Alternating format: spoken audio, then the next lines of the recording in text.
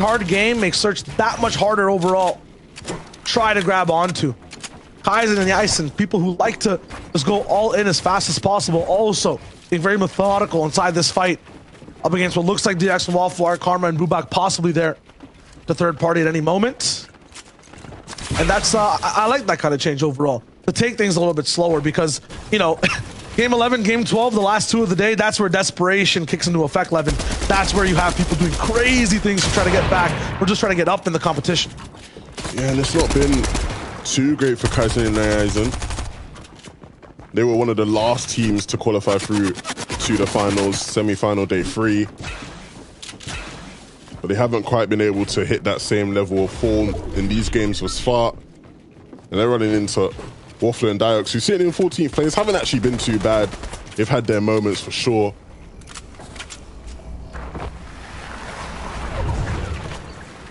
It's been good so far. Tayson and Thomas still inside, farming all things up. Talk about Kiriachi Storm Red as well, just a little bit. 5th place overall. They're slightly behind. Just need one good game to roll in with. And you talk about off-spawn win ratios, just because Tayson and Thomas, I feel like, are very good at tracking who's around them at any point in the game. It could be a surprise duo coming in. They have an adaptation. It could be someone they're just fighting right off spawn and know exactly where to go immediately to handle it and be in the best power spots. Yeah, that elimination is nice for them in terms of the implications on Surge. And for them moving forward in this game, you can see they're always going to have really great loot, a great amount of shields, maxi mats, and pads. And that buff alone is just, it's so strong, honestly. There'll be so many teams in this lobby that will wish they could have that level of loot. And I know Boop will be crying inside that I'm mentioning how good their loot is. Trying to go for that mini curse. Dex Wallflower, have you found, using your 11 navigations of the duo's souls, right? Your analyzation, have you found what they actually do? Or are they still the for fun duo? I can't tell you what the recipe for success will be for these guys beyond just have a car end game. Oh yeah, have a car end game for sure is definitely one. But I think a lot of the time, right, we know from Diox going back to last year in trios that like there's always that potential to pop off in end game, right? On mid and low layers, crazy aim, very mechanical player, and so that alone always will mean that he has a good shot. But it's about that journey to being able to get deep in the game, right? Can he sort that bit out? They've had their struggles in these games in terms of getting to those points consistently. Again, another team that didn't quite qualify through, you know, with ease. Took them a while, semi-finals as well. It's all good for them currently. You say that, but Waffle went down in the feed, so maybe not. Not all good for them currently. Deox did go down a little bit earlier. Lincoln default still, I feel like one of the most interesting stories of the day. I could not predict that a spot that would have 4 people contesting at some points would process and then spit out a duo that can just stay in top 10 by default and sometimes be in the top 3 as well. It's just insane, and Link is still online going for shots as default went down. Wants to make sure he makes the most out of this game. 308 above Surge, so not, you know, getting away with the worst part of the deal on the trade. Getting your duo down though, unfortunate this time. You might be able to sneak in a Greasy to maybe get that card back up, but I already see a few players walking around the entire map, picking up houses, spots, grass, trees, rocks, whatever they can find to make their base. Greasy should be baited soon and taken over. Phoenix down to Letchi in the feed as well. Zandy majorly active, and Awesome Pink are on the hunt. They realize 84 below Surge. Not the best place to be, not many amenities inside this side of living, but it's all good. Pink finds a few to maybe get less stressed. Now just one above though. Man, 91, I haven't seen this player count number in a long time at this point in the game. Third zone almost locking in, and 21 players have to go down. Yeah, this is gonna be absolutely insane. Like, we're gonna have like 7 minutes worth of replays to even see everything that goes down. The amount of players that are about to go down. Oh boy. Pink and Nas, you better hope you aren't one. But you can see because they're below, they're gonna be forced to get into a bit of a fight here. Scram and Rest Guard on the right hand side of your screen as well. in a very similar position. And this is where things get messy.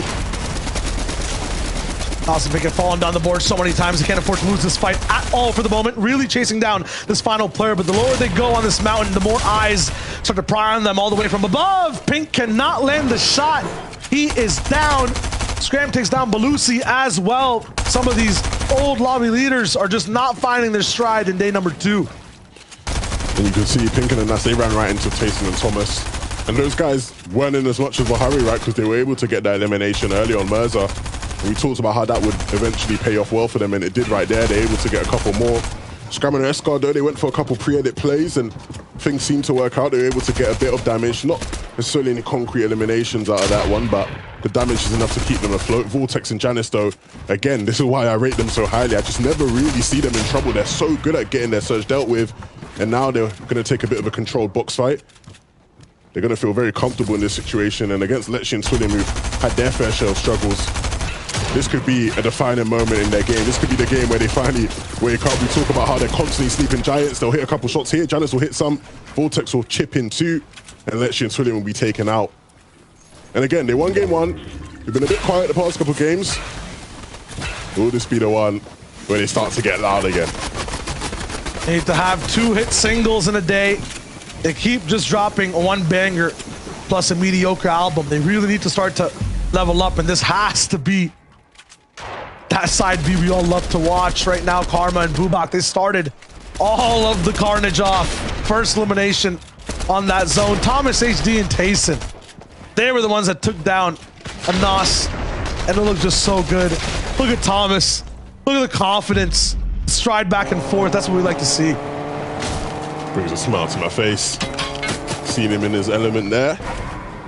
Hope to see that for many more years to come. Clown and Grolski chilling, positioned in zone now. The vehicle was able to just get them in here.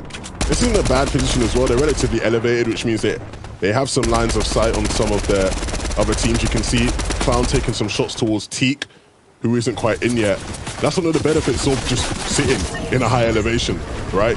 You have more view. DKS, the only view he has is the one on Bad Sniper because he gets taken out, and Bad Sniper, all he can see is enemies in front of him in his pathway to zone. Deceptus and Kindle will not let him go easily. Again, another example of 2 teams from Tilted interacting. Nowhere near Tilted, though. These guys are bound to each other. Literal elastic bands around the ankles of every player that lands over at Tilted Towers. And it snaps back. It hurts hard. Only one duo really ends up walking out past the mid-game. This time it'll be Kilzel and Deceptos to see exactly what they can do. There is a Psycho Clown in this box right now, and everyone is scared. They do not want to be a part of this surprise party. Roll's already down, and this is exactly also what Hen and Queasy need. This duo on your screen to get erased before that 5th zone comes in. 43 seconds, Clown has to survive. Guaranteed he'll find possibly a little more placement the longer he stays alive in all these boxes. But once again, 800 mats. He's gonna have to just expend all of them to stay away from the hunt of the duo above. Yeah, and I'm surprised at how they're even in this kind of a position, right? They had nearly max materials, it seemed. And so even if they were, you know, in a bit of a pickle, I'd expect them to sort of commit their mats to guarantee their safety as a duo to stay alive. But Groves will go down. Clown now as a solo, and even if he isn't initially taken out, for him to solo clutch will be very difficult, but he has to, right? The longer he stays in the game, the better it is for his chances in the FNCS, because if he goes down early, it just allows Queasy and Hen to start to build up even more of a lead, tarnishing all the hard work they put in so far. Absolutely tarnished, and right now Clown is just maidenless for the moment. Only just has a car, no duo to be by his side. 110 above surge, but I would imagine the entire map is like this. Random builds all around, boxes built up because it was a 30-person surge. So many duos split apart, but look at Clown, Honey down. This is nuts. No duo should be allowed to just have a free elim like that. He has the track. Ing just online 24/7, and that just looks so good from him. He's gonna go straight towards Swifty as well. Look at the coolness of that slide. He gets the shield down. This man is in a 1v2, and he's making it look easy. What a brilliant understanding of angles, right? He's one of the players who is struggling to make his way into zone. There's a bunch of teams holding him in. but he puts himself in between Swifty and the players in the zone, and that allows him to just get some shots off. They're more worried about the teams holding them in from in front, and so he was able to just sneak in slightly behind. But that's all good and well, because even if he does deal with Swifty, he still has to deal with the players in zone holding him. And that's a much more difficult task. He barely is able to get in, but that next rotation is going to be even more difficult, Shayo. The medkit coming off is all good and well, but this is just going to be such a mountain to climb. Is he going to be burned as well? Oh my goodness, he can't catch a break right now. The grass is going to be converted into suit right below him. It's all good. I'm looking at who else is alive and what trades are going down between all sides. You have to understand, with that 30-person surge, once it ends, the effect of it doesn't. You might have one duo down. You might have a position you didn't want to be in because you had to push a team and now you don't know what to do with it. So many people are caught in random crossroads. I think Joe and Vino were one of them. They're still having trades. Liza and Mirza were the ones to try to take them head on. I think they went down and Joe has to go for a reboot, or at least a revive. And Queasy are on something that shouldn't be built or allowed in this zone. And Queasy is hitting shots that Hen should be hitting right now. Both these teammates are just in sync at the moment in one of the best spots in the game. Look at all the damage they're dealing too, just controlling the lobby. No one even near this amalgamation of a build. Thomas HD Tayson, very different from their sides though. Third place. Yeah, this has to be a really good game for Queasy and Hen. They're positioned so well up above. And it just means you have so many options. No matter where the 6th zone will pull towards, they'll be able to get there with a relatively clear pathway, or at least the vision of where that clean pathway is. Tayson and Thomas maybe not necessarily having those same level of options, but they have the launch pads, which obviously will give massive benefit as they move forward in this game. But it's all about the next 10 seconds, where that zone pulls. You can see the launch pad being dropped now as well to Tayson. Thomas trusts him completely with the sole direction of where they go. But Cammy has nobody to trust. He has to just trust his own instincts. Gets the wall, couple shots. PKR and Mappy backs against it. And this is actually a great opportunity for Cammy to maybe pick up some elimination. He hasn't got shield, so the Siphon will go a long way. But he's got to be careful that he doesn't overextend, and that's nice. The mini. 25 HP. It will help. Doesn't get the elimination on Mappy. Ooh, if only he didn't have a bullet! Wow. Oh. So close. That would have been huge for him too. Being able to navigate on that right side, maybe even take over that Tarp Cammy. A game of inches. And right now for the entire server, that's basically what it is. Trying to come back after the disastrous surge we had at the start of this. Cammy obviously just left by himself. A bunch of other people maybe left with less mats, left with less ammo. For one team, the story is different. Second place is basically down. For Hen and Queasy, all they have to do is try to push this lead as far as possible. They're starting high ground on the 5th zone, and they're looking to keep it for the moment. Frack is going to be denied a chance at being a little bit of a retake warrior or a nuisance to everyone. He's going to be chilling. I thought Thomas was going to land on that tarp, but he's not either. He pushes all the way towards the front. Who can stop Hen and Queasy inside this game? They've done such a great job of diverting all the teams who padded, all the teams who maybe would have looked to hide. You look at all them names, so many of them you would usually think would look to try take it, but none of them could. Queasy and Hen hit the crucial shots to just divert them away. Cammy, though, in the back of the zone in the top right, almost giving up there, just standing still. This is going to be so dangerous, though. Janice, Reason, Putrick, Toos, and Thomas HD are all the players on second height. Reason and Vidil are not letting them down, and I see Aqua, too, in the mix. Every top team that loves the high ground is getting in position to take it away from Hen and Queasy. You look at the front side of the zone as well. Trulex and Chico are watching for a wave. Janice now is moving up for it. Vortex on the other side is also trying to climb towards the top. Thomas HD and Tayson will move here, but I'm wondering exactly what's happening at height. They might be those third takers that move forward. Here we go. Janice and Vortex do take it for now. Hen and Queasy maybe overindulged in the mats it takes to hold that position, and they have to give it up. The sleeping giants have arisen. They have high ground, but will they be able to hold it? We know that they have that ability. Still so many titans below them, and so they need to make sure they prioritize who it is that they are spraying, who it is that they apply the pressure to, and that's a perfect start from Vortex. Chico and Trulex shut down. Reason joins the battle. He's moving forward. Vino also down. Trulex goes away to 2. Refsguard and Scram. They're going to make sure mid-ground is theirs, but it's Karma and Bubak, 2 statues who won't move. We're going to be in the way, so Refsguard actually goes towards a completely different art gallery. The left side is going to be a lot more about nature, a lot more about bills that are not placed down just yet. Hen and Queasy, though, lost inside Second high ground for now, or second height completely. Toos is still finding a bit more in the feed. Bubak stops Kinzel inside that mid ground. Meanwhile, Kirachi Stormbright also active. This is 5th place that is still in the game and can look to catch up. And they've done such a great job, right? While all the chaos was going on above, they've really been one of the few teams to actually have some control on low ground. And so now, whilst the Shambles teams look to drop down, they will hold it and they will have opportunities for more limbs. Loss of control on height. Meanwhile, Thomas AC goes for the chase towards mid. Their box though has been overtaken, so he is going to be having to vacate from home. Doesn't matter. Rid of all the guests. Thomas is insane with the damage. He lands 6 different shots and they all hit hard. The beam is there to follow as well. No ammunition. It doesn't matter. Thomas HG with the moves. Vidil and Reason down. Janice gone as well. He's taken out every single big name and he goes down. But that's 8 fat eliminations under his belt in the feed. How does Thomas continue to do so many things that just blow my mind? And he has a teammate that can do the same. Tayson will connect with Malibuka. He gets the elimination. That's the HP he needs. And the time as well. The separation to get the minis off. These two have no limits, no bound. They will continue to impress. And they sit in first place.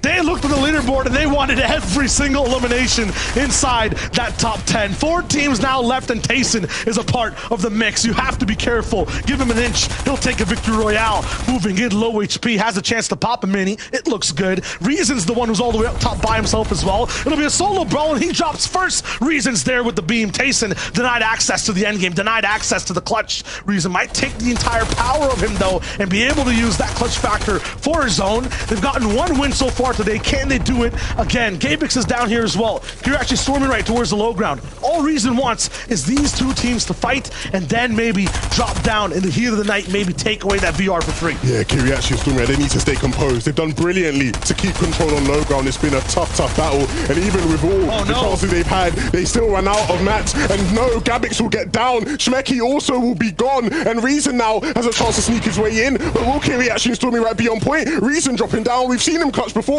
but can he do this 2v1? Is it too much of a mountain for him to climb? He connects with another shot there. Reason needs to be careful. He's the only one in the zone, but the time is ticking. He has a little bit of a delay, lots of space to work with, and a few more mats. Kiriachi down to the zone, 1v1 for Reason right now. Stormy right down to the low ground. He has a lot of control of all those low builds, but Reason has a lot of say in this fight. 1 tree farmed as well. Stormy right with the med mist.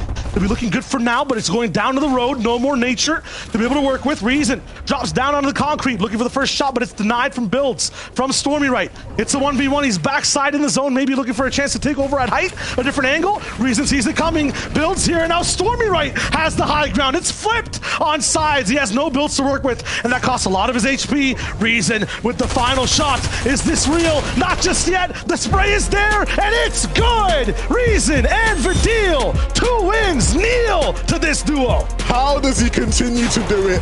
No matter the mode, no matter the season, no matter the FNCS, Reason will clutch up as a solo. He does it time and time again. He never disappoints, and they deliver on another victory. Reason and Vidil are on one right now.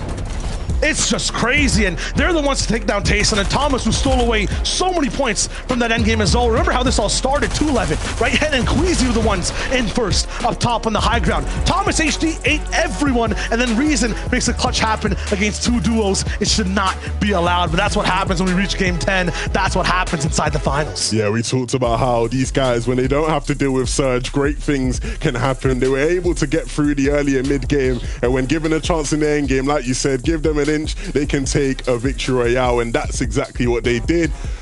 Desk, oh my goodness, this is starting to get intense. Please, I need a moment. Break it all down for us, boys. Levin, do you think that I'm not panicking? Do you think that I'm not freaking out right now? Okay, I'm in the back. I don't know what I'm doing anymore. What day is it? What time is it? Where are we? Is this EU? Is this NA East? Is this NA West? I don't even know where we're at anymore. My goodness, I cannot believe the day 2 team of Reason and Vidil. They have come online, Boop. They have taken every experience that has led them here to finals. They have manifested wings, and now beneath those wings rises the current that helps them rise up the standings, baby.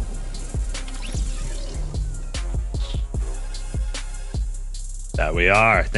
He's managed to disappear. He's so it was so good by what we've just seen. He's gone. Stig. But in all honesty, look, the best players pop off when it matters. I feel like in that game, we saw every single like stereotype you could think about EU. We saw a Thomas HD incredible pop off, a Tayson being the best player, Kiriachi and Stormy right deep in the end game, and an incredible victory royale, of course, from Reason. Looking at the leaderboards right here, that's actually pushed Reason Vidil up into 10th right now, so 199 points for them at this point. Julius and Chico still staying there.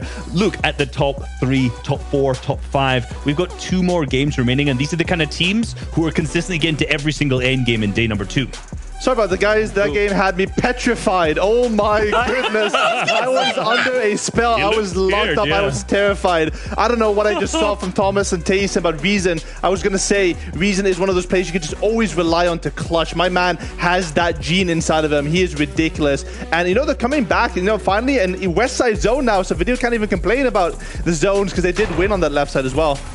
Man, just look at this though. Like, I know the big victory came out from Reason, but Thomas HD alongside Tayson are the highlight players. When we saw Thomas HD go down into the back of the zone this moment right here, just the eliminated bar just wouldn't even leave. It just kept popping up. Knocked, eliminated, knocked, eliminated. This is why you get a guy like this on your team. Someone who has the best aim in the region, if not the best aim in the world. He doesn't need builds because he gets 5 eliminations just hitting every shot. How does he do it? And that was the most eliminations we've seen in a final in EU at 11.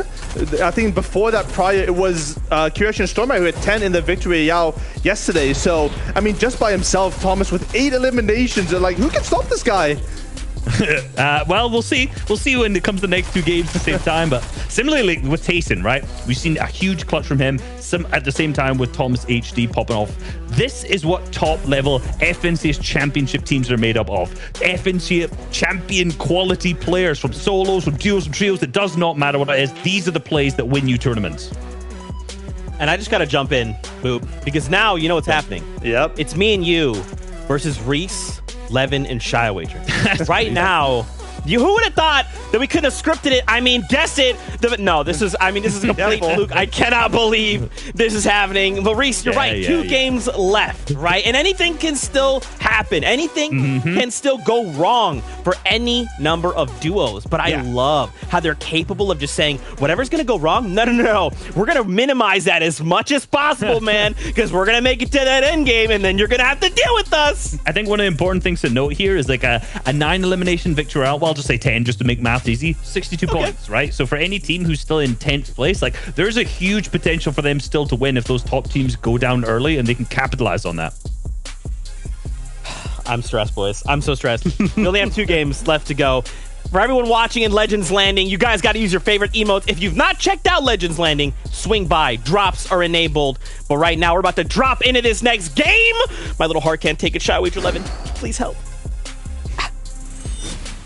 Hey, so someone help us first, right? This is a 2-way tie, first place, 265 points, with 2 teams with very different agendas, Levin, different ways they play the game entirely. I don't know why Zeke's trying to act like it isn't rigged, right? All the zones going towards Covert as well. Something's going on here. Now, look, on a serious note, right, this is really starting to get hot, right? In terms of just some of the things lower down in the leaderboard, even how these things are developing, right? Benji and Savage fans, I know they're probably getting a bit quiet now. It hasn't been quite the best day for these guys, but when you look up above on that leaderboard, the battle for first place now is what we've wanted all season long, and we're finally getting it. Might not have it this game. EU has a little bit of a consistency, broken pattern, so to speak. Every second last game, the top 7, the top 10 disappear. It becomes a game for everyone else to catch up. It's happened almost every single FNCS. For this penultimate game, what will be the result? Find out right now.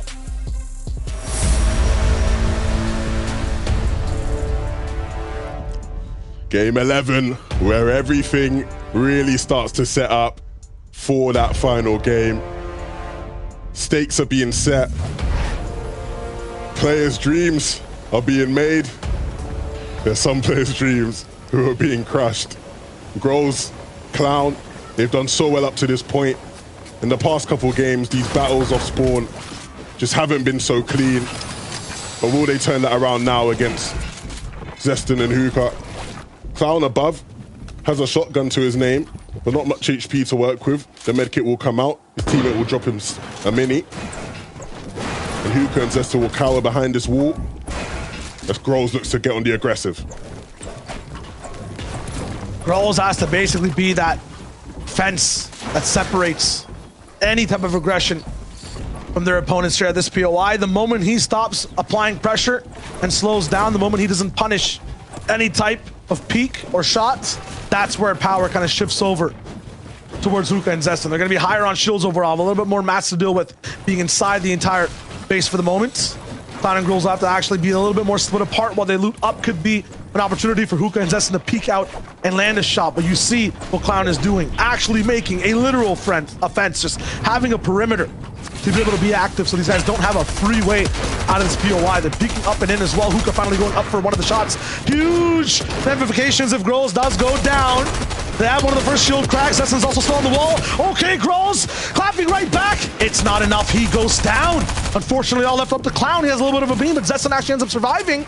This is going to be tough. Is it a 1v1? Yes, it is. Zestin has to go for a little bit of a shot. Clown now full HP, has a few mats to deal with as well. Going straight towards the skies with this one. A little bit of a cone slide coming in, so no access to a little bit of the elevation from that side. Clown has a little bit of an opening. Yes, he follows it. I like the fact that he chases that cone that he placed up top, and now he knows there's no bills on the side of Zestin. Nice jump up and good breakdown. For some reason, these guys are surviving so far, Levin. Being contested, they're up on the boards, but it's Eddie and Chapix who are collapsing in on this fight now. Yeah, and I was going to say, this has huge implications if they're able to stay in this one. That's going to be the setup that they sort of need to propel them in this game. But with Seti and Chapix rolling up, he's got to get out of there and quickly, and Clown will do just that. Seti and Chapix missed the window of opportunity, but they will actually connect with the vehicle. They blow that up, and with not many builds, Clown is fortunate that he is right around the corner from a little mini forest here where you can get some wood up, but I don't know if they're going to give up on him now. It doesn't seem like they will. Swifty coming through. Oh, wow. Yeah, catches him right out. That's not the kind of bush you can hide in, my friend. Not going to be possible. Swifty picks it up. These games are getting a lot faster now off the drop, and it's Bad Sniper who's actually down first. So the classic day one style of moves are coming in from Savage and Benji Fish. Who wins this though? Okay, DKS. You picked that one up. Pick up Bad Sniper as well. Somehow, Benji, for the first engagement, the first elim, is not going to have enough of a say to actually get his duo out of the way from Tilted. And Benji and Savage are down.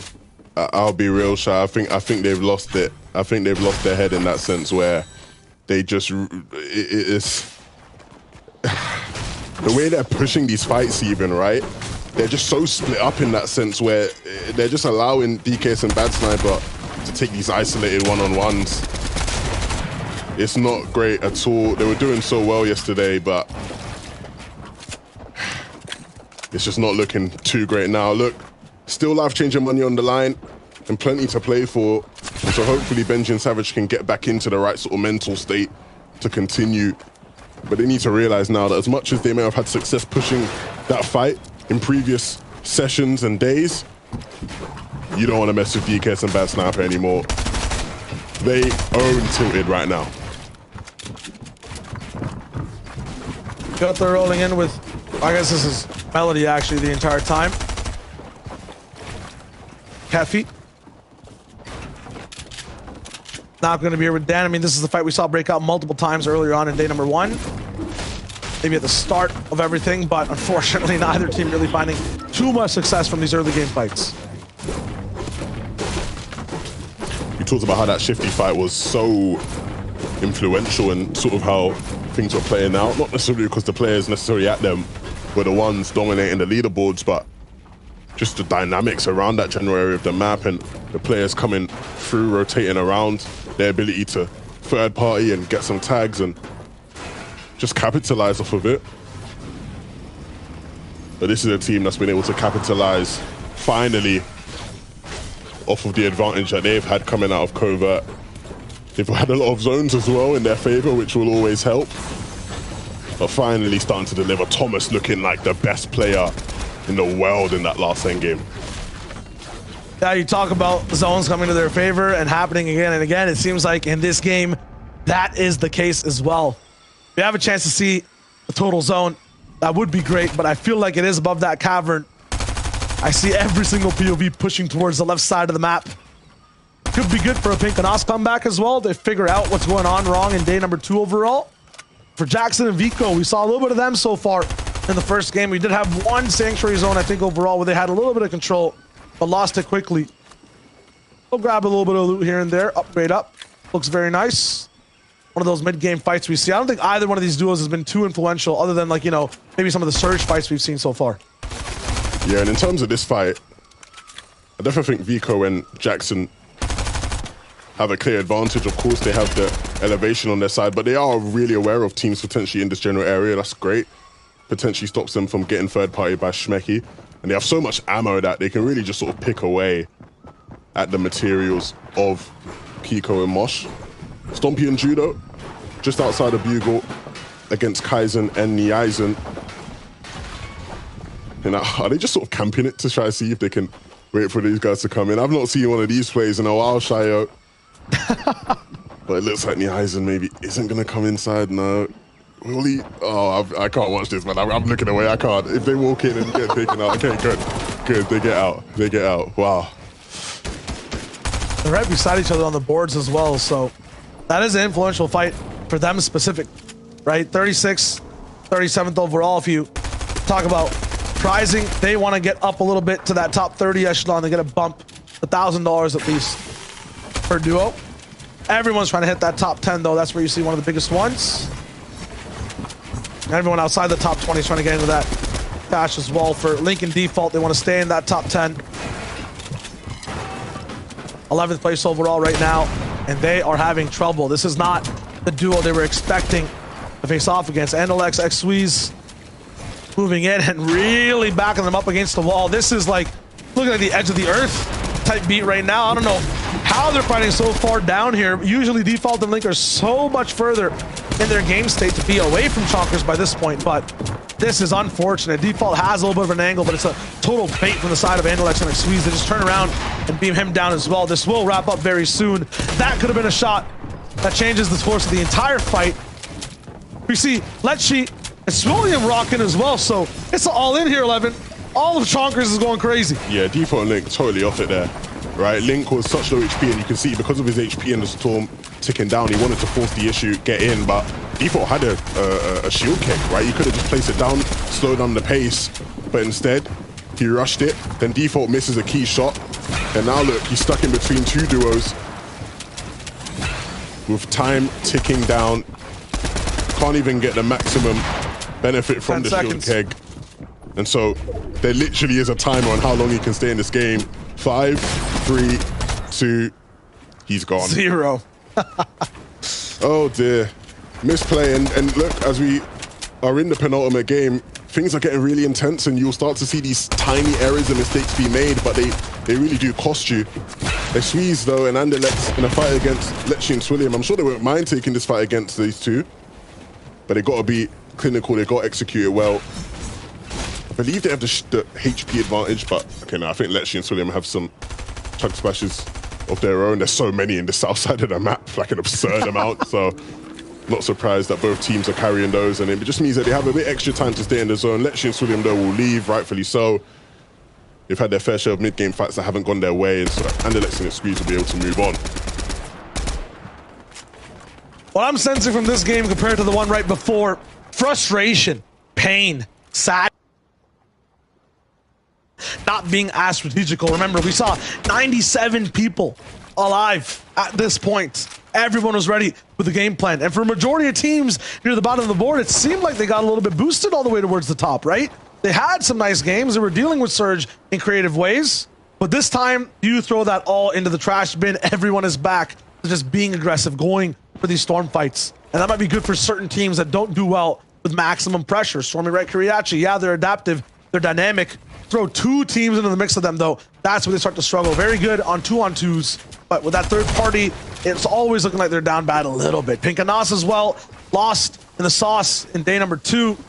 Back here with a vengeance, looking to take on Mustache and Malabuka, it looks like. I think the big from these guys is that it does only take one game for them to really get back into the mix, but they've had a rough couple. They obviously went down to Thomas and Tayson last game. And up against Manabuka and Mustache, that's not necessarily the easiest of matchups either. Wait, you're saying they went down to Thomas Tayson last game? I think Thomas also took down my pet dog, basically everyone that I know as well. He got like every single elimination available on the planet. This man was just shooting everything. You can honestly, the next duel on the screen, I guarantee, possibly, Thomas HD might have taken them down as well. You wouldn't be wrong. Really, he went on a whole nother level. When you got Tayson tweeting that Thomas HD is the best player in the world, then you really know the kind of player you have on your hands. Bigging up his teammate after a huge last game. It's not only that, right? Imagine you have to deal with a player that did what Thomas HD did, right? And you finally take him down. You get to breathe, and like the boss music gets faster, and Tayson shows up, right? You have to deal with Tayson as a phase 2, as a part 2. That is just, should that be allowed? Like, we gotta split this duo up or something, man. That's too much. That's why in theory, man, this duo, it just seems silly, right? In terms of just, you genuinely have two players who at any given moment over the past 2 years, you could argue is the best player in the world. And it's like, oh, okay, I've taken him down. Finally, it took me like everything I have and everything I ever will have for the past, 5 years. And then, boom, Tayson just walks through. Like, it's crazy. It's absolutely crazy. But, again, we can't get too ahead of ourselves. They are still in a neck-and-neck battle against two top dogs. And Nasto, if he goes down here, maybe these guys will be completely out of the battle because at a certain point, you can't afford to just have too many bad games. They will get the elimination, though, and it keeps them in this one. But hopefully they can get themselves, out of the little slump they've been on the past couple games. Pink and Os were basically superheroes, and they had a weakness, right? It would be Vortexia Castery. Ever since that one game where they impeded the way they played on the mountain, they have clashed again and again, and it just seems like the control Pink and Os had over the finals for Europe is just gone, vanished. A little bit of a spark and steam, and it's no longer available. Castery finally going down too, so yes, they take them down, but as Boop, Reese, and Zeke mentioned on the desk, it impedes their game. That butterfly effect comes in. They might not have a vehicle to use. They might not be in the same spot they're used to. They were fans of method in that first day. They were really looking forward to just playing their game plan out every game with slight alterations. This one early to mid-game 1-11 in is really affecting. Look at the contrast on your screens, right? Just a moment ago, right, we had the two POVs on the left was Thomas and Tayson, who we see here below on Surge. And right in front of them, Queasy and Hen was the other team on the screen. These guys are above, and so they're running into their biggest rivals. This is huge in the context of FNCS. Tayson is down, and Thomas has done insane things as a solo. But Queasy and Hen, the top team that they're battling against, may be the one to take them out of this one completely, and that is massive. Thomas and Tayson go down early, and Queasy and Hen will be licking their lips. They will be smiling cheek to cheek because a good game here could be the difference between them having the Axe of Champions or not. This is where nerves come into play. They know exactly what they just did, and they don't usually end up with this type of mid-game fights in the third-ish zone. A lot of the Elams I've been watching in the feed have been that 4th to 5th rotation where they pick apart a lot of teams from Storm, right? But right now, first place tied coming into this game, and they themselves become the tiebreakers. Mind absolutely blown right now. Your eyes are out of your head. I'm seeing this on the camera. This is You're crazy, man. Out, I can't. I don't know what's going on, man. They just always make it so funny. Oh, no. What's going on? Hands down? I'm telling you, 5th game or 2nd last game Europe, this happens every time. Joe and Vino chasing this down. They're so bad on Surge right now, and they're knocking on the walls. Vino has to take this, but finally, Hen does break out a little bit. I'm not sure if Vino knows there's one on the left side or if he tried to escape. Yes, he did. They're just fully pushed into this. Surge is not really active right now, too, so time's not going to be on their side. Queasy's down again. Vino is going to get sprayed. Can he find the finish? That will be the worst thing possible. Queasy, 5 seconds left. He is gone and down. Vino still alive. Joe in the business. Both first-place teams who were tied are gone. Almost splintered. Hen, 40 HP with 3 big pots. All his mats being expended. This is basically a sign, a white flag being raised in the air. I basically surrender. There's no way I'm going to be out of this one. 11, how is this possible? How many favors is Vino going to do Tayson? First, he leaves Covert Cavern, right? Allows them to have it on con. Now he's taking out Queasy and Hen. Oh my goodness, Vino.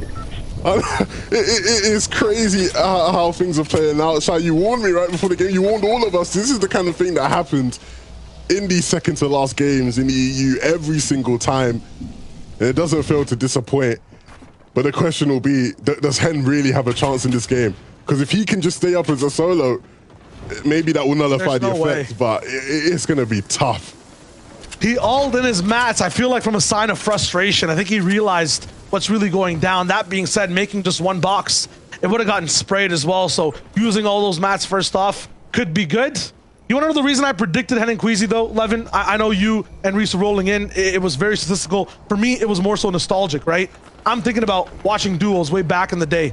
The one man who would clutch, the duo that would look the most different, anyone that had Hen on it. This man was the wonder child, right? I completely remember this narrative being spit by many analysts in the past. You know, that was just the wave. So I feel like if there is a solo clutch possible from the 6th zone, it's Hen. From the 4th, I'm not even sure if you give this man invincibility that it might be a chance, right? With the way this lobby's set up. This is gonna be tough. No hard mats left either. Only wood in the inventory. Plenty of ammo, but not plenty of targets to pound it with. It's just gonna really be tough, man. At some point, someone's gonna spot him out. He knows there's a pad over there that you can use to get into zone a bit easier, but how easier? He's not actually gonna take it. The meat, no, fair play. He needs it, right?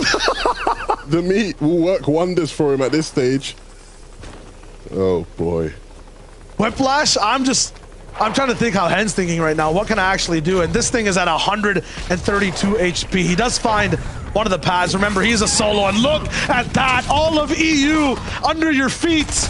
You're in first place as a solo, and the glide works behind a team. Solo Hen versus 2. He gets some damage down. He needs it. 126 above now, but that number is going to start to teeter and fall. 280. The new damage starts to clock in. This is dangerous for Hen. Remember, these guys are in a section of their own when it comes to Hen, Queasy, Thomas Tayson. 30 points ahead almost 40 to the rest of EU. They want to keep that gap active as much as possible. Obviously, Thomas and Tayson can't do that now, but as far as Hen, he is still in this game. And as long as he stays in, that itself will be a positive. If they can just find any bit of separation going into that last game, it could be the difference. But Surge will come in, and that will mean that teams will start to get hungry, start sniffing out any solos that may be able to be capitalized on, and Hen's got to be careful. Look at this position. Backside of the storm. 6 different duels around you. One knocking towards your base, but you get dropped down. It's Medley finding another angle, but Hen shot him maybe 2 times now for the backside. There's another duo, and Hen is down. He goes down in first place. But as we know, that's really rough. Both first and second place going down. And so now really is an opportunity maybe for Kiriachi and Stormy Right to get involved in the mix. Can Kiriachi stay alive? He can. Stormy Right making enough space. These guys were incredibly clinical on the low ground last game. But with just 14 HP, swinging his way through, if anybody even gives him a tap on the shoulder, he'll go down. And he stops to use some shields wisely. I'm thinking about names that end up thriving in situations like this, where the very, very top side of the board go down. 2 of them on your screen right now, Toos and Putrick. I feel like Thomas has stopped them twice in terms of trying to go for a retake. It was Queasy that actually beamed down Putrick so hard when he was trying to go for a glide. They will not be here this game. And Kiri actually went down, and so that means Stormy Right has to clutch up as a solo. You can see here, he's got some mats, he's got the web shooters, but this is going to be a tough, tough game if he wants to try push his team into contention to win it all. Usually they're alive as a duo, but he will be in that solo spot. Reversal as well on the other side, right? Joe and Vino, both alive. Right above him, usually they have a solo situation to deal with. I'm thinking about one more duo as well on the side of Putrick and Toos. Janice Vortex, also alive for the moment. They're very good, Levin, at stealing these games, being in the best positions. And I'm feeling like this is a day 1 overall with an Austin Pink on high ground in terms of how the style looks for the game. They might even come back in this competition. Yeah, and Pink and Anas, right? they've really struggled in games this season to gain high amounts of eliminations when they do win games. But sitting there just outside the top 10, this would be the time to change that. Janus Vortex want to hit this pad, a little bit of damage done, a lot of damage done on both players. And look at the loadouts. There's no way for them to really get it back. Look at the threshold as well, 99 below. This is absolutely atrocious for Janus and Vortex. I'm not even sure if Vortex can catch up to the spot that they're at right now, but Trulix and Chico are the ones going for high ground. Queasy will not be able to stop them for the moment. Stormy Wright doing his best to try to stay inside this game. As much damage as possible to people in the storm. Possibility of the actual damage from the outside of the circle to help him claim any of these eliminations. Not going to be possible. It is Trulix and Chico that claim that high ground. Clement and Floki going to be there towards mid. Pablo and Swag alive as well. So all of the offbeat people are there. And Stormy Wright does not actually trip. It's just a super swing. He's fine. He scared me for a moment. If he had gone down, that would have been heartbreaking. But he doesn't have the web shooters left. Going to do well to farm some bricks, some nice map awareness. But how far is that going to get him? Because he has to climb a mountain. Not just metaphorically, but literally. I see no single-digit place team alive right now. Trulix and Chico just took a place up there in the top 10. They're going to be 9th. Pink, though, and Anas, they still have voices to use. They've been quiet so far, but they're screaming the high ground is ours after that retake. 4 eliminations to pump in this position as well. 7th zone, they're starting things off early and hot. They've done well, right? They've not lost focus of what the goal and the task ahead is. They had a bit of a slump, but they are sitting on height where they are comfortable. But like I said earlier, they need to try and get some eliminations to pair with it. Stormy right now, higher on a layer, but he's in the backside of the zone with a duo knocking on his door, but he has no answers for them. He just has to drop down and get out of dodge. He's in low ground. That's Vino and Joe's lair. Floki also drops down at the same moment, and Janus is there too to lock one down. And Awesome Pink, though, still on high ground, and everyone switched to wood builds. That puts a big smile on Anas's face. This is where he just starts to beam down every team.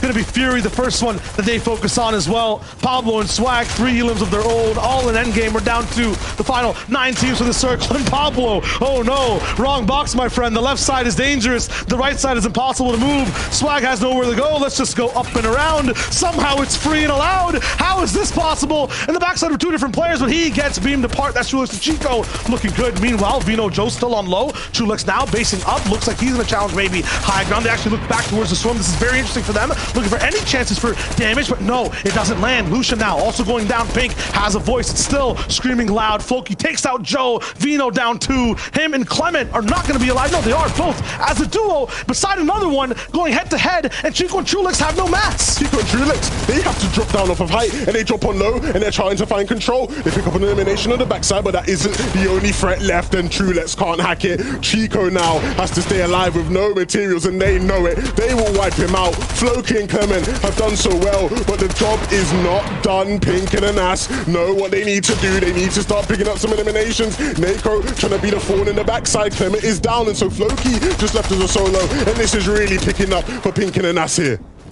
They can basically dance on this high ground. All they need to do is break down 2 different solo players. Look at the control from Anas. Look at the confidence from this team on height. Momentary reprieve for Floki, but it won't last fast enough. He goes for the swing around the world, but this man's flight's not going to touch down in the best way. The landing gear is not active. The plane might be in the sky, but it'll come crashing down soon. Anas and Pink down on low ground now. All they have to do is look up and beam. The grass is greener on the back half of EU Day 2. Anas and Pink control it down below. Chop down that high ground. This is it for them. A few more shots. How much does Floki have? Not enough. Pink now will secure it towards the end. That's a double shot. That's a VR for your second last game from Pink and Anas. A 7 elimination victory royale may just be enough to push them back into contention. They had a bit of a slow couple games, but they really did rally back together to get back involved. A brilliant display from Pink and Anas. We saw them win a couple games yesterday, and they're finally able to pick one up on day 2. Power, speed, and most importantly, recovery for their performance on day number 2. They needed this, and look at that style from Pink. One swing, and the entire destiny of height changes. Anas gets close and comfortable with everyone on low ground as well. Big props for Floki for trying to survive that long. That's all the experience with practice, but it's not going to be enough when you're up against the 2 GOATs. Pink and Anas did so well. But the big question is, right, going into this final game, what does that battle for first look like? Who will be the one to finally claim the AXA champions? The only people that can let us know, right, are Zeke, Boop, and Reese. So, gentlemen, take it away. Okay. Everybody, just take a deep breath. Calm down. Inhale. Exhale. Okay. What is going on in Europe in Chapter 3, Season 1, okay? Someone's trying to make me have a heart attack right now. I cannot handle the incredible action that we're seeing, and now Pink and Anas are going, hey, whoa, with 1 game left? Yeah, we're going to aim for the top 10. We might even see within the top 5. My goodness, Boop. I did not expect this to go the way that it goes, but once again, it's just chaos everywhere, man. And Pink and Anas, they just do what they got to do, right? They're like, yeah, high ground? Let's just do that. Let's just do that, win the game. Yeah, I mean, Pink and Anas, they saw everyone else getting the attention, say, hey, guys, don't forget about us, day 1 winners. And they came back strong. This game, they played a little bit more aggressively. They W-keyed over towards Camp Cuddle. And maybe that's the new playstyle, 7 elimination victory royale for them. That's unheard of.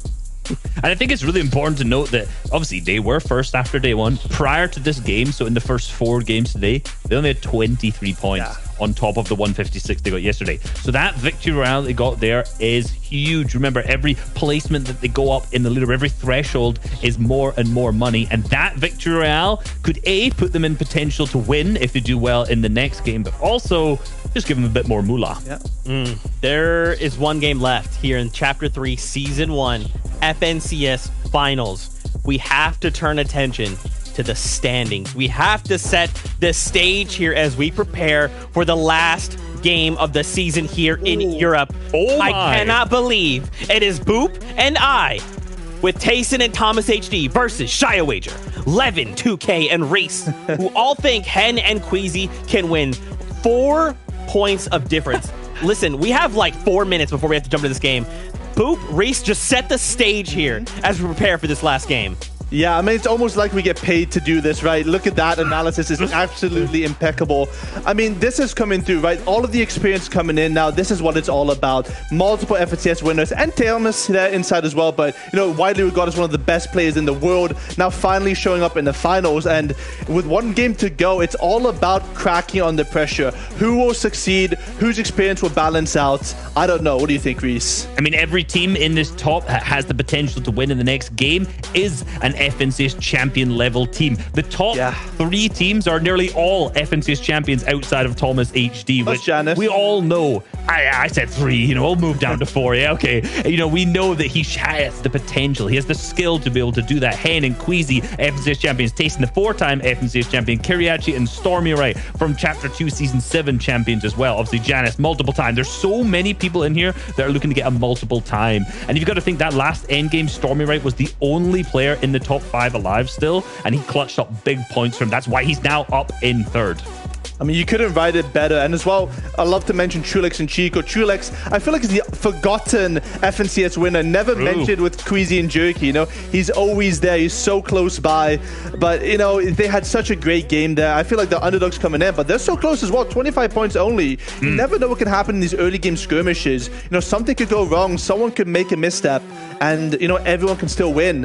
100%. I think it's really important to know also that Hen and Queasy, no victory royales to date in the 11 games, and their playstyle is game winning. They are guys who go up to high ground. They are guys who pick up the victory royales. So to see them without any and be on top of the leaderboard is super impressive. Here's obviously the next list of teams. Everyone here, you got to even know, 208 points. What's that, like 61 or something like that behind the first? Like, that's a victory royale with 11 eliminations. And, obviously that won't put them into first because those players will probably get points as well. But again, that's a top 5, hugely potential for the players at the top of this. It all comes down to this. 1 final game in Europe, and to see how close our top 10 is. Don't forget, as I've mentioned before, and I will always mention, even players in your 11th through 20th, they're trying to jump up into that top 10 as well, right? They may not get first, but when you're talking a difference in prize money, that's what they're aiming for right here, right now. I just want to get super quick thoughts, okay? We have about 50 seconds before we're going to hang out with the casters. expectations going into the final game? Boop, let's start with you. Yeah, so I want us all to just look at high gun this game because it's all dependent. Like, are we going to have people fighting for high gun? Are we going to 50-50? Are we going to play more passively? And I think that's where the experience comes through yet again. I don't think Queasy and Hen are going to go for it straight away. I don't think Thomas G and Tasty go for it right away. I don't know. It's a big question mark. I mean, realistically, any of these teams go down, they're not winning early, right? So that's hugely to watch out of the top three. Usually in this situation, I'd say that more experienced players will be the ones who are going to look out for. But all three top teams are like the most veteran players in there. When you go down the list, you start to get to other FNCS champions pairing up with newer players too. So, hey, I just want to watch the last game. I'm not going to lie. Yeah.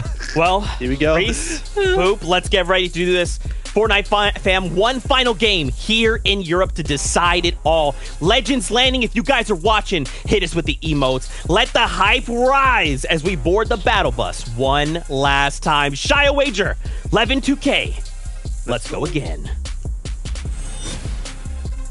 What is our life? This is what we wanted, but I couldn't have never imagined that it would truly be delivered to us in this manner. The final game of the FNCS. It's been a great season, but this is about to be an even greater finish. We thought it wouldn't be close. Day one looked like, the leaderboard is what it is, but there's clear leaders that are pushing us forward in Europe. That changed immediately when we landed on day two. And now, Levin, there's two teams at the top who do not want to go down. And even just shortly behind that, right, we have even more teams who really could have a say in how this thing plays out. It's been an intense couple of games, but there's really not going to be one as nail-biting as this. We head into the final game of the FNCS right now.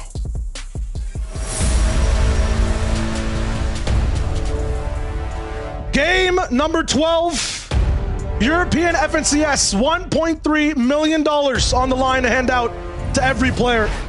A 4-point game at the top, much closer past that, all the way down. It's the 50 best teams you can watch play in the world. And Thomas HC and Tayson, they're rocking down with a lot of damage. I find this slightly uncharacteristic. I haven't really seen this form of landing before, but I like what I'm watching. Every single strat is out for this game.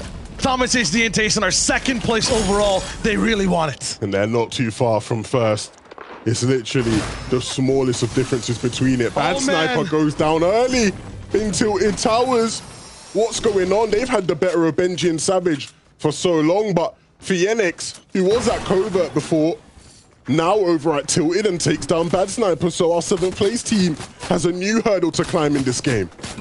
Every person that likes to tune in sometimes only comes through for the final game of Fortnite for the regions. If you're not comfortable or used to watching competitive Fortnite, every single player has a certain drop they usually land at. Right now, that's being changed up inside Tilted. That's where Benji and Savage, a lot of names you guys recognize, are going to be landing. That's where a bunch of players on the map are. Free Llama for Hen and Queasy as well. Why are this team or this duo important, Levin? Oh, they sit in first place. They hold the keys to the lobby right now, Shia. Oh, interesting. They have a Llama as well. Haven't gotten a single launch pad all day, somehow still in that first place. Psycho Clown and Oipic Rolls will also be rolling through right now. A team that has never really been in the FNCS finals. A team that just plays like just another duo you'll have to watch throughout the day. They aren't legends. They're making their new stride. They're the next generation. And right now, they've been struggling on a fight off spawn over and over again. Somehow still in that top 10. Rolls is down, all down to Clown. Him against Hookah and Zestin, 1v2. This is not the same as many other games we see. Usually they're winning this off-spawn fight, but now you see things as well from the starting position. They're always isolated 2v2. A third party doesn't come in fast. It's Chapix and Seti who are here, who've been having a rough finals the entire time. These are legends in their own right, but they haven't found their footing in EU this weekend. Yeah, in last game, we saw Chapix and Seti try to get involved in this fight, come in third party, and they were just a bit too late to the action. This time, though, they are speedy. They're quick with it. They don't want to miss out, and this is exactly why they know that they can capitalize. Clown has a 2v1, and even though they've not been on their best performance, Seti and Chapix in a 2v1 is never a fun fight to take. Third place overall, Stormy Rat Kiriachi. They've been sitting in 6th throughout the entire day out of 50 duos that are playing so far. They're rising up in the ranks as of some of the last games. Crazy things have been going down. There's been ties for first. There have been both teammates on both sides of that upper echelon going down. These guys sneakily have risen. Levin, they're never in vision They're never on our screens in terms of how they do things, how they stay alive. They're never next to the top 10 in terms of their boxes. Somehow, though, in the top 3, though. It's crazy because this was very much looking like a two-headed race. But these guys have just pushed their way in, barged everyone through. Kiwi actually telling everyone, look, I am an FNCS champion and I want to be one again. They sit just 1 point behind second and not too far away from first either. DKF finally being taken out there.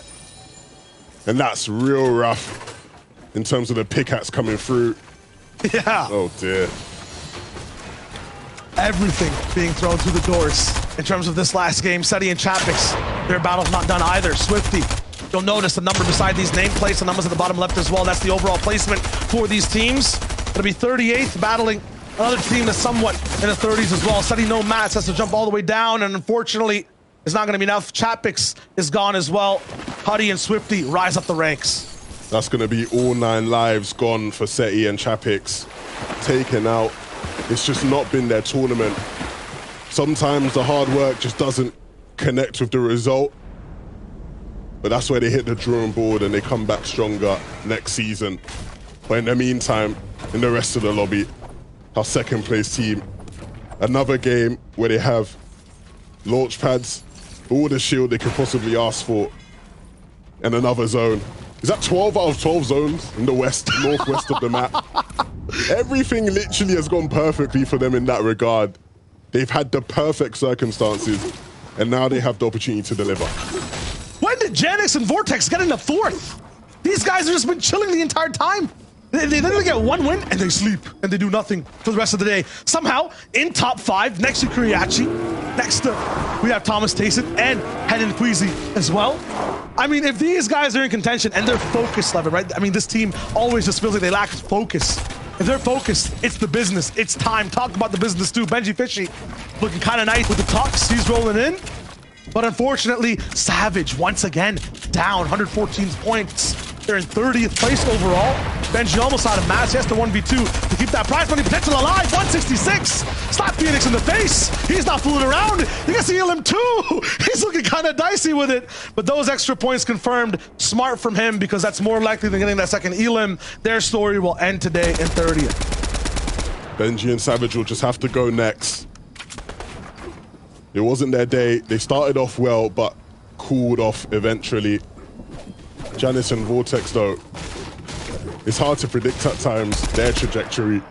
They start off hot, and they look like they fizzled out, but then they come back striking harder than ever.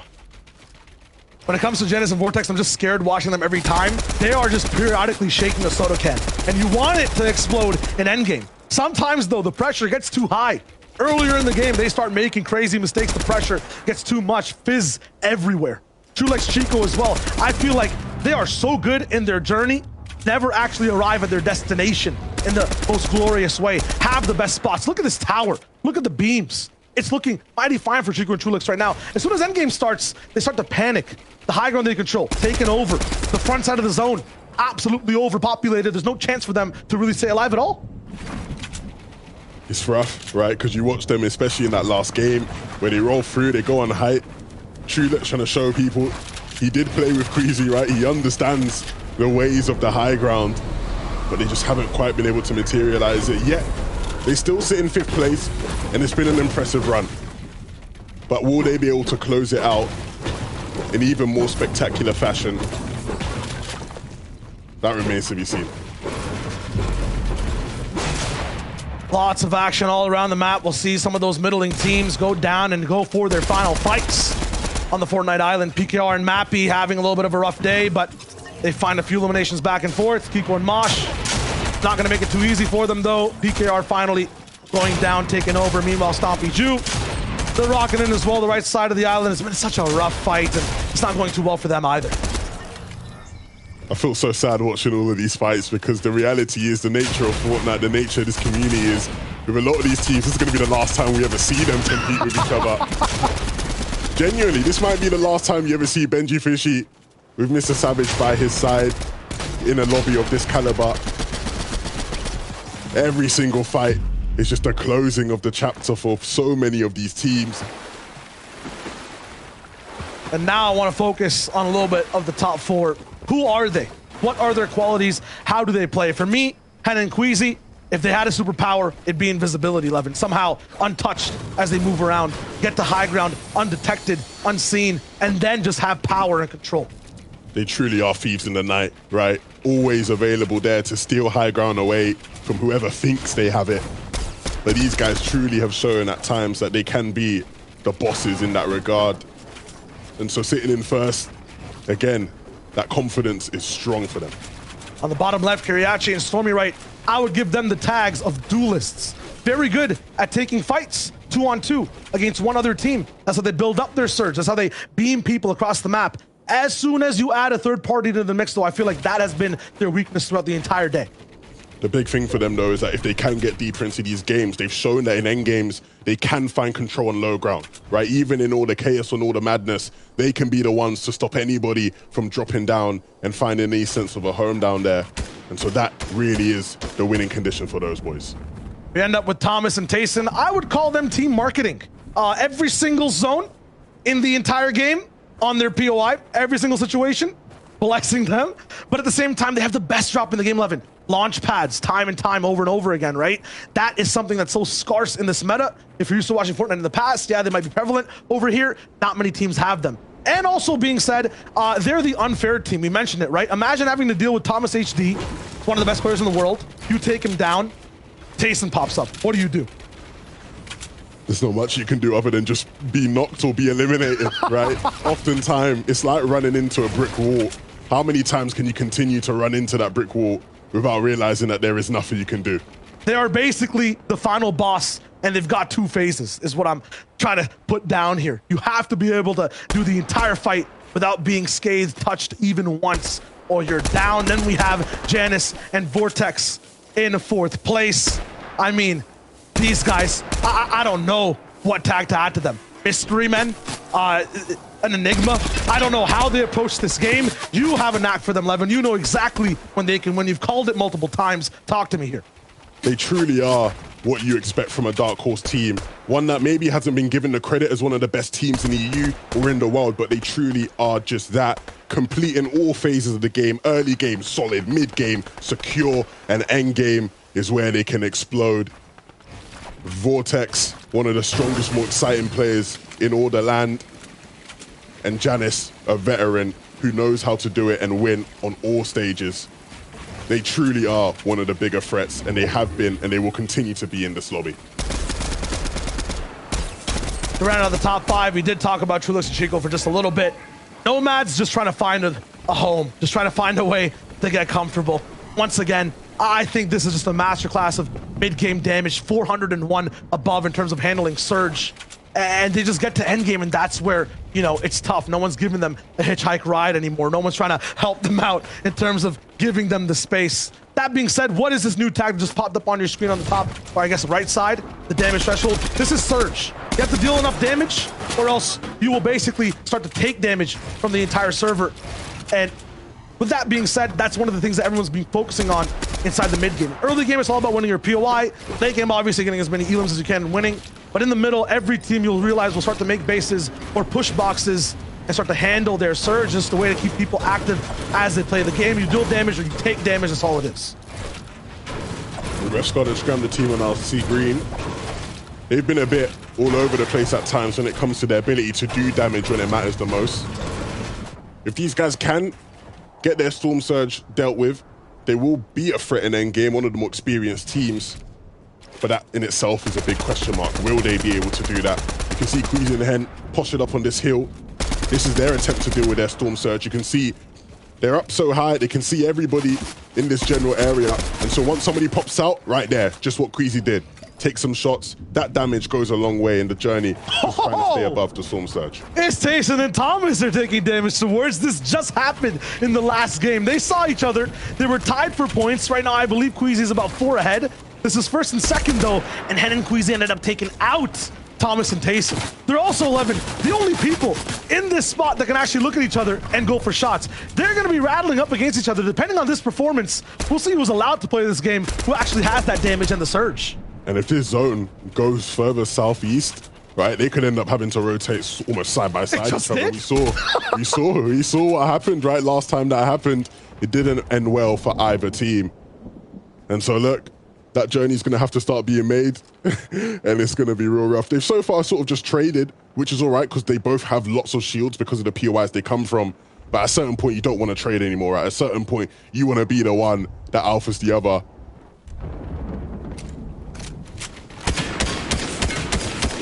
Always want to be the one coming out on top. Right now, the differences for all these teams, I want to explain it a little bit and what they're walking away with today. Hen and Queasy, as of right now, are sitting on $300,000 in their position in first place. The difference between them and Thomas and Tayson, Thomas and Tayson are sitting on $200,000. There's a $100,000 difference between these teams. 4 points that are worth basically $100,000. Behind them with Stormy Ray and Kiriachi, third place overall, will walk away with $150K. So you can see the amount start to get up, and up more as we go through these rankings. Vortex and Janice, 120K2 at fourth, looking good for now. But once again, this is only if these teams survive and maintain these spots. We've seen it every game. Whoever is first and second, they start to dwindle. They go a little bit back and forth. Their position changes drastically when the next game starts. Last game was a catch-up for the rest of the board, which makes this one so much more so interesting. Everyone is about 10, 20-ish points next to each other. That is just a little bit of placement overall. You can see their position right here in the middle of the lake. Actually somewhere where I've seen them look to position themselves in the past. Relatively central in this third zone, and it means that when fourth pops, they're likely to pull it. But if things don't go their way, things could get messy, right? Just sort of isolated here in the middle of everything. But the big thing is they have experience here, right? They've literally pulled this kind of zone so many times, whether that be in other qualifiers, in scrims, practice, so they'll know exactly what the right protocol is. They have it all planned to a T. Thing is, you might have a plan. It can still look kind of drastic. They're 20 points behind overall from Thomas HD and Tayson, right? 20 points, that's a lot of eliminations needed. Each elim worth 3. You can do the math. They got to just keep racking things up and have a stellar performance. Tayson goes down to Aqua. This split base to try to gain control of the north side of the map leads to disastrous results for Thomas HD. He will try to go for a little bit of that finish on Noah Riley. He will come through. Maybe he can get the mats. But the second place team, the head-to-head matchup we were looking forward to facing and watching, gets fractured in half. And Tayson is down. Thomas truly is half man, half amazing, but at what point is it too much for him? At what point is it really too much of a mountain to climb? This is going to be a real tough ending. Aqua was able to get the reboot on O'Reilly, but Thomas won't be able to have that same benefit. And even then, it doesn't matter. He gets 3 more. Noah Riley brought back from the lobby by Aqua. There's no chance for Aqua to go back. The zone does too much damage now to get the reboot again, but that's 3 points for Thomas HD to have again. He just has to wait. There's an airdrop here as well. That's another pad. If there is a person in this game that can solo an endgame, it might be Thomas. He might have another free pick here. It's up against Aqua. He knows it's the 1v1, but the more noise he makes, everyone else on the server will start to shoot, and those shots start to come from a long distance. They won't do too much damage, but Thomas has to be careful. One mistake, his HP totals go down. He has to just push forward for this fight. 35 seconds left for the zone move as well. He has some time to work with, but in all these metal builds, this SMG is not going to do too much damage to those fully built walls. To try to go for that pressure, he's going to elect to just back up a bit. Go for the package. It's going to be fine. Will it drop a launch pad? Does he have the marketing? No. No pad from... No, yes, absolutely. 2 pads now for him to rock in with. I have to assume that Tayson might have used one earlier on before, so it's going to be fine for him for now. Aqua is going to be here on low ground, fully beefed up with the shield. I'm not sure what the surge situation looks like for Thomas HD either. But what I do know is there are at least 4 teams looking this way. No matter what decision he makes here, the eyes will be on him in this lobby. This is going to be a real tough rotation. Aqua lands at the bugle, so he has the web shooters, I believe. And Thomas doing what probably was the best option, right? Looking to go towards this hill, using it as cover. And he does take a bit of damage, but he has the shields to recover. But that's just even less shields to use deeper into the game. And he still has his eyes set on Aqua. He realizes that every little point helps. Oh, wow. He's 64 below as well, so he actually just needs to damage straight up in terms of surge. Look at the points in third place. 265 right now, and Thomas is at 266. Yeah, the 3 points will help overall, but he will fall down the standings if he can't live. Yes, the elim, it'll be huge. Yes, to this point, you go down in the top 3, you might be able to hold on to top 10, but this man wants to win. He wants to be on the podium. So does Tayson. And clutch sprays coming in from up above. Will it update the threshold? No, just 37 below still. Thomas HD is in trouble. He'll have to use one of his pads directly in the line of sight of other players. Not everyone opens up. He's going for the 1v1. Aqua jumping in the box, but Aqua lands a big shot, controls the wall, bounced back. Thomas HD somehow survives, doesn't own any of these walls. Aqua, I think, just got beamed down as well right in front of him. Now the entire lobby's focusing him, and Thomas HD is down. That might just be it. I doubt their second place will hold with Kiriachi and Stormy right looking so strong. And so what was setting up to be a photo finish for them might be the end of their FNCS run. And if Hen and Queasy have been paying attention to the feed, that will be huge for them. This happened last game though. They took down Thomas HD and Tayson, and then the next 20 seconds they looked a bit too happy-go-lucky. They got a bit too fruitful with the way they were playing the game. A miss a little bit possibly. They were trying to hit a pad, but looks like I got blocked. They'll go down forward again, blocked once more. Hen falls down and jumps. They barely took any damage, just one zone tick. They're looking good, composed. All they need to do right now is stay alive. And they can do that. They've been able to so well. We talked about how they can be so sneaky, almost like they're invisible in these games. And some nice damage being dealt. Hen, you can feel he's in rhythm, hitting the shots when needed. And this is everything. This is their chance. Last year, FNCS, the first one of the year, Hen was victorious. 2022, can he do it again? We need to stay with him for this one. We haven't watched the way they really take height, hold it. Yes, we tune in with a bunch of other POVs as well, but I really want to see the decisions they make. Look at this expert spot. They're still picking up a few eliminations. None of them will actually go towards points credits, though. It's just the pressure, because Tripper and Vidil are there to pick those ones up. It's fully aquatic. 11-2K, look at the zone. I'm loving this. I am absolutely loving this. And if you remember back, right, this will be great for Janice and Vortex. They were prepared, right? And so I'm sure they'll be sitting pretty. But Hen and Queasy deal with it so well. And you can see Hen doesn't stop, right? He's constantly looking for these opportunities. He can smell it from a mile away. And now, as the zone pulls towards that northeast, this is where champions are made. 104 below somehow. Oh no, 273. The update came through. But Hen, Queasy versus Stormy Rat and Kiriachi is the story to follow for today. On the left side of your screen, just pay attention to those golden lights. They're jumping straight into the storm, and yes, they do actually grab the pad. Lots of damage done. They'll have to drop down and heal. I'm tracking them. They're going towards the front side of the zone. On the right side, you can see their POV going up, and away towards high ground. Almost a straight-up second height. Do they find each other, though? Are they together? Yes, that is the case. Still good above Surge. Queasy takes a little bit over on the tarp. Hen starts to move in as well. Armored wall put down, so they have a moment to breathe. Hen and Queasy are making this run to win EU FNCS. And Karma and Booback may sit on height for the meantime, but I can assure you, Hen and Queasy will start to look, and you can already see Hen peeking up. But just before, he'll look to try see if they can get any more eliminations, anything that can get the material count up and healthy. But it's all about that timing for when they look for height. Have to be controlled here. Bubak might just go down, get angry with it. Queasy actually stumbles, falls, gets beamed.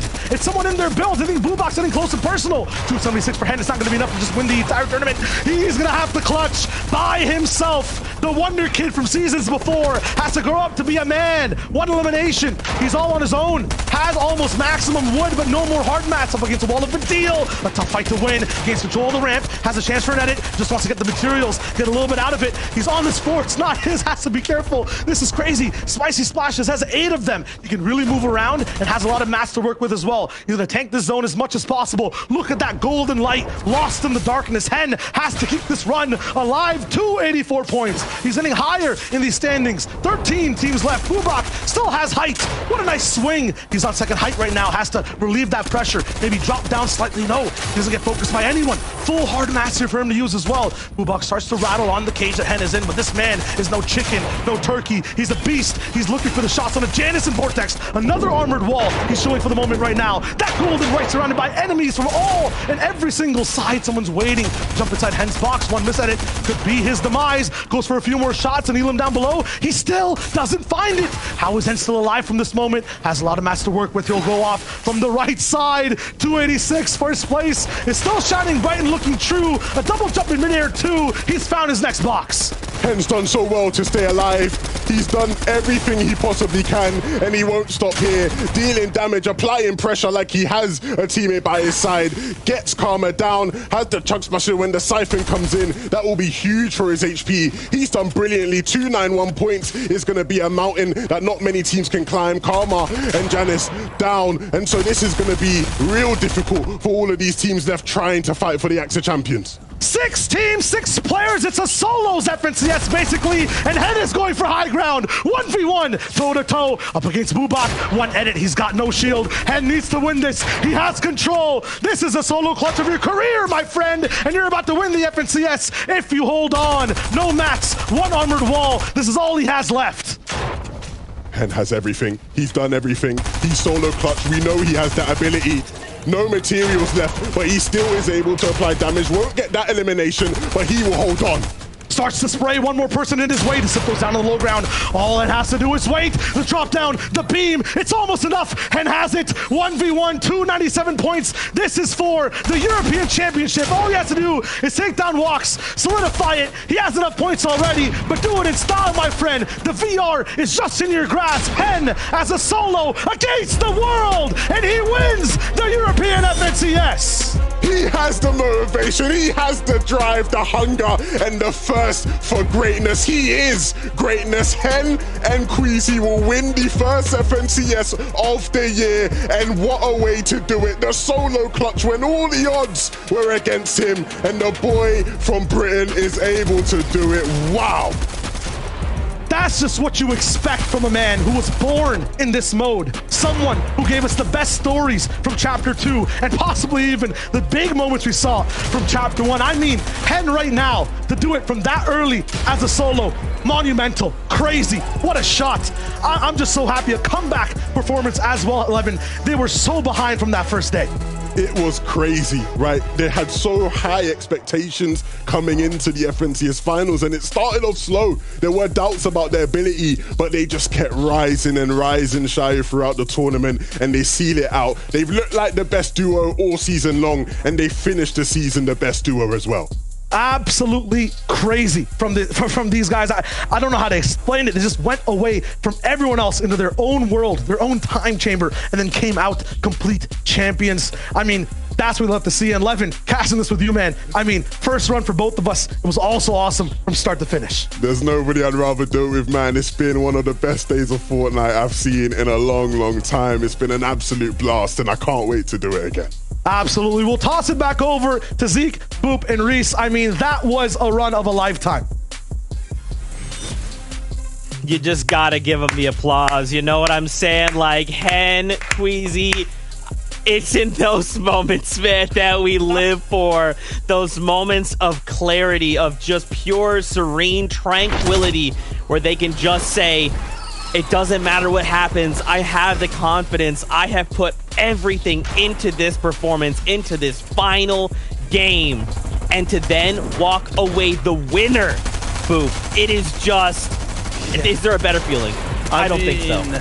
That is just ridiculous. The incredible mental fortitude to do it as a solo. It was 5 solos at the end there. It was basically a solo tournament. And Hen, with everything, all the pressure on the line, everything on his shoulders, he just did it. I'm lost for words. Absolutely speechless. Hen has secured himself as one of the best players in Fortnite history. What a man. That is one of the best moments in Fortnite ever.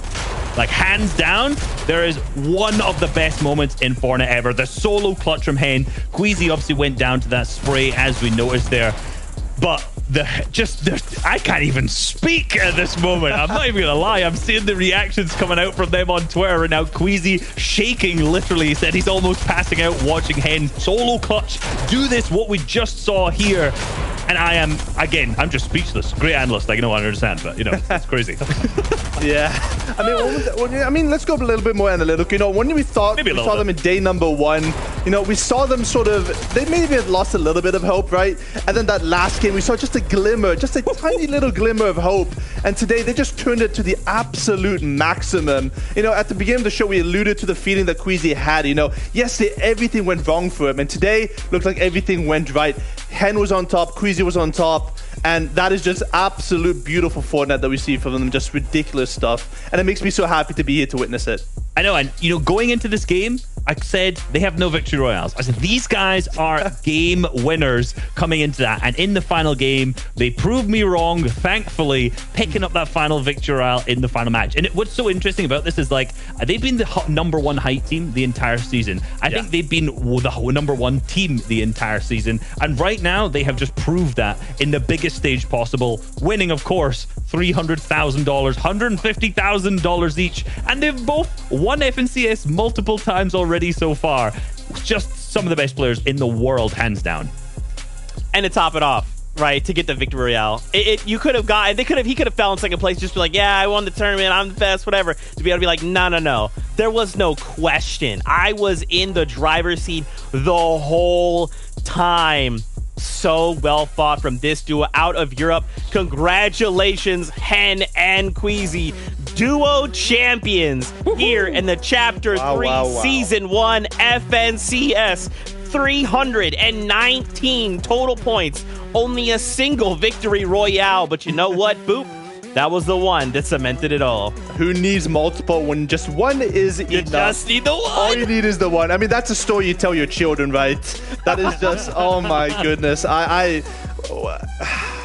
It's bad when me and Reese have nothing to say about it. We were literally run out of things to say at this point. Honestly, what I think is so interesting about this team is just the dynamic. Obviously, I've said how many times it's built up of double champions, one of the only 4 teams that is both FNCS champions on that. But the team dynamic's so good. You've got Queasy, who's that calculated player, who's a little bit overly safe sometimes. Interestingly enough, him going down first there was very uncharacteristic of that. Yeah. Usually it's Hen who's the super aggressive one, who's going to jump into boxes, who, if you've watched any of their games back, I would highly recommend it. I'm not just plugging their YouTube here, but if you watch back the gameplay, firstly, amazing gameplay. Secondly, comms, amazing, hilarious. You're going to hear Queasy just be like, Hen, just trying to get him to rein things back in. So to see Queasy go down first, uncharacteristic, but you're leaving someone like Hen the reins. You're handing them over to him to pop off, to give those kind of solo performances, to win championships. Unreal. Yeah, and I always consider duos to be a game of 2 solos, right? And we've seen Queasy this season do so well in solo catch cups. Hen also always such a good solo player, also qualified multiple solo catch cups as well. And that combination of 2 players, at the beginning it was a little bit tough, right? They have the mentality issues, but they overcome that adversity, and now they're just champions. Just, yeah, amazing. So fantastic. We got to see the final placement, the final prize money to be divvied out here once again. It is just a shock, but in the best way possible. Wow. And take a look at this. After everything is said and done, Kariachi and Stormy, right, they fought. They came out of your top 3, and they end the tournament in second place. And once again, I want to remind you, you're probably thinking to yourself, Zeke, but second's not first. But I'll tell you right now, look at that prize money. A 4th, all the way up to 2nd. That's $50,000 for you and your duo, respectively, right? And again, everyone who has made it here has proven that they deserve to be in the finals. They are finals-worthy duos. So congratulations to everyone. Boop, how are you feeling about the final standings here in the top 10? Yeah, it makes me very happy to see multiple players. Not only the big boys, Hen and Queasy. See Kiriachi, he was on the verge of quitting this season, maybe. Wasn't sure. Stormlight overcoming some adversity as well to get second place. Thomas Orientation, as always, very consistent. Vortex and Janice, new duos, sort of struggled to find duos coming through. Trulix and Chico, these guys sort of quiet the entire 2 days, but they've been there the entire time, and I'm happy to see Trulix, he sort of got thrown back in terms of duos, hasn't been able to find the best. He found someone as underrated as Chico, such an up-and-coming player, a ridiculous talent, and I'm expecting such good things from them as well in the future. I mean, talking about up-and-coming players, 6th place, Grolls and Clown. Oh, yeah. They've been almost like a highlight team so far. It's a shame that almost that switching up of drop spots from Vino moving over to Covert in the last couple games left Seti and Chapix able to push them in that early engagement and capitalize on the messy fight that they had, because these guys were absolutely fragging out and doing such a good job. I think 6th, they have to be happy about that regardless. I'm sure maybe the initial thought process is going to be a little bit upset because they had a shot at winning, but regardless, when you look back at this through history, you're going to be like, 6th in FNCS, you know what? That wasn't too bad. Not too bad, no. Not bad at all. And for their first performance, right? How many duos can say, hey, this is the first FNCS finals we've ever made? And to make top 6, right? That's earnings. That's recognition for their duo. So even if they decided, hey, we're going to split up and go our separate ways, they're going to be able to say, look, we came in 6th individually. So you should partner with us because we can do that again. Absolutely insane. Now, Reese, listen, we're going to look at predictions. Okay, me and Boop lost this time. But Boop, we didn't do too bad, okay? Yeah. They still showed up, right? We still in the top 5. Not the worst. Okay, production, you guys didn't have to do me like this. Don't show them the numbers. Don't show them the numbers. You know what? Actually, no, what? Production, give us the numbers. Shia Wager. Can we just talk? Wow, that's rough from the. I mean, new analyst on the desk, Boop. I get it. 4 points for yourself. Maybe next season it'll come back up. We just got. I don't know how this is marked because I got first place. Me, Shio, and Levin all got first place. How's that only 3 points? I'm feeling that this is rigged a little bit here. I'll take second place right over. And obviously, just me, Shio, and Levin. I'm making it really hard for production saying a bunch of names here, which is great. They're gonna who am I gonna highlight next? But no, me, Shio, Levin. Obviously, all 3 of us went with Heezy. I'm combining them now. They make shoes or something at this point. Hen and Queasy, obviously, as our predictions, picking that first place. And of course, Mum also went with that. That's what really matters here. Let's be real. Yeah, unfortunately, Mama Reese will be taking my job next season. She's the better analyst, absolute legend that she is. It hurts me. I know. Those 4 points, yeah, I think it's going to be that way. Hey, at least I beat someone. It's fine. That's true. That's true. Guys, thank you all so much for hanging out with us. This has been the conclusion of the FNCS here in Europe. If you were watching in Legends Landing, we appreciate it. Use your favorite emote. Throw all the tomatoes all over the place. Now, if you're still wanting more, you're like, Zeke, this has been incredible. I want to watch more. We have NA East and NA West. 2 more regions, 6 games in both of those regions, and champions to be crowned. So make sure you stick around for that. It has been a pleasure hanging out with all of you who have watched, from Shia Wager and Levin, Boop and Reese and myself, and from the entire production team. We're so thankful and just happy that it has all gone down the way it has. Until next time, Fortnite fam, we love you. Keep yourselves safe. And as always, we'll see you guys on the battle bus. Beep, beep. Much love. I do it.